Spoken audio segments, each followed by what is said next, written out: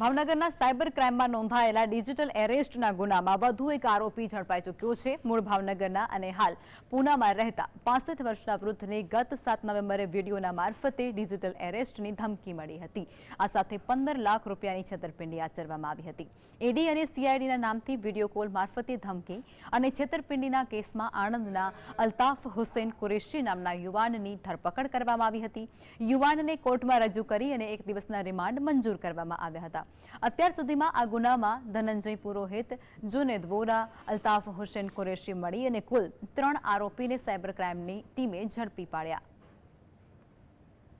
આજે એટલે કે 23/1/25 ના રોજ આ ત્રીજો આરોપી અલ્તાફ કુરેશી નામના ઇસમને આપણે આ ગુનામાં એરેસ્ટ કરેલો છે અને અલ્તાફ કુરેશી છે એ આ જ પ્રમાણેના ડિજિટલ એરેસ્ટના ગુનામાં Indore urban cyber crime police station ખાતે 1,60,60,00,000ના ડિજિટલ એરેસ્ટના ગુનામાં અટક હતો ત્યાં।